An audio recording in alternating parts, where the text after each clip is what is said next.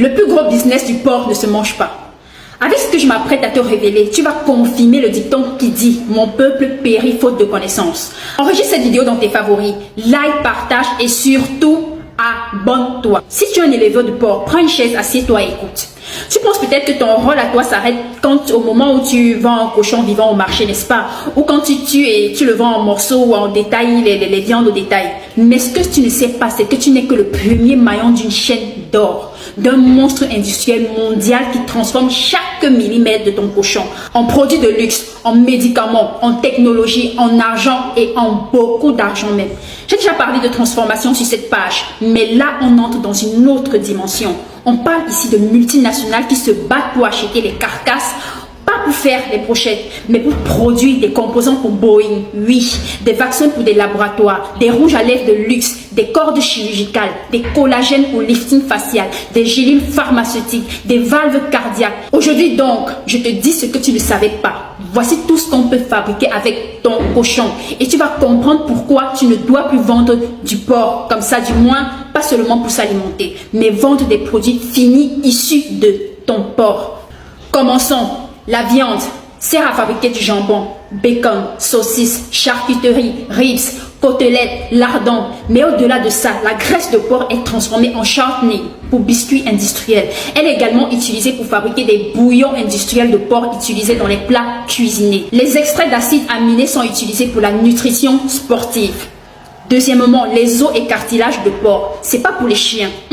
Les os servent à fabriquer la gélatine qu'on utilise dans les yaourts, les bonbons gélifiés, les crèmes anti-rides en cosmétique, les médicaments, notamment les capsules molles. Troisièmement, la peau de ton cochon vaut plus que du cuir. Oui, on l'utilise pour fabriquer du cuir porcin, utilisé dans la mode pour fabriquer les chaussures, les sacs, les gants de luxe, la sellerie. Et tout ce qui sont. Cette même peau sert à fabriquer du collagène. Pour ceux qui l'ignorent, c'est actuellement l'ingrédient vedette des crèmes de beauté, des soins anti-âge, des boissons jeunesse. Oui, elle sert également à fabriquer le film chirurgical idéal pour pansement bio, les points de suture internes, matrice, greffe de peau. Quatrièmement, les organes de ton cochon, c'est un trésor médical. Ces valves cardiaques sont transplantées chez l'humain. Et oui, les valves de porc sont compatibles avec le cœur humain. Dans certains cas, l'insuline est issue du pancréas de ton porc. L'héparine, c'est un anticoagulant très utilisé en chirurgie. C'est également extrait de l'intestin de ton porc. Mon ami, ce n'est pas fini. Même le sang et les fluides de ton cochon se vendent aussi. Les protéines de sang, par exemple, servent à fabriquer des adhésifs, des encres ou encore des mousses industrielles. Continuons. Les intestins et boyaux. Un autre business. Les boyaux de porc sont utilisés pour envelopper les vraies saucisses, ce que les marques haut de gamme recherchent.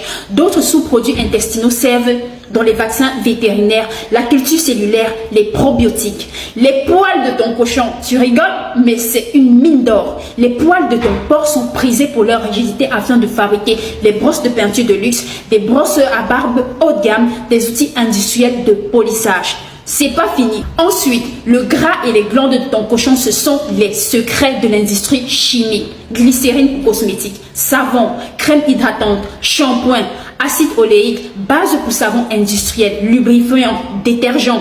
Les glandes hormonales servent pour extraire les hormones utilisées en pharmacologie.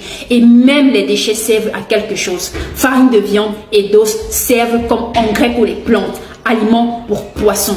Les mêmes déchets servent de biodiesel. Pour ceux qui ne savent pas, c'est une sorte de carburant alternatif qu'on peut faire à partir de graisse de porc transformée. Et oui, tu as un trésor, mais tu l'ignores. Si tu es un éleveur de porc, tu n'élèves pas les bêtes, tu élèves une matière première industrielle à très haute valeur ajoutée.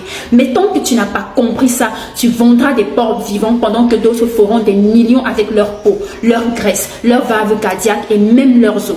Il est temps de changer de stratégie. Il est temps que toi, éleveur, comprennes que le vrai business du porc n'est pas dans le groin, mais dans la transformation, dans les laboratoires, dans les chaînes de montage, dans les crèmes, les bonbons, les pilules, les cravates en cuir et les seringues chirurgicales. Tu n'es pas seulement un éleveur, tu es un producteur d'une mine biologique. Je sais et j'en ai conscience que le plus gros problème en ce qui nous concerne, ce sont les unités de production. Nous n'en avons pas, mais rien n'est impossible. Si tu veux qu'on pousse plus loin avec ce sujet, écris-moi en commentaire, je veux. Like, partage et surtout abonne-toi. Je suis Charlotte Delia.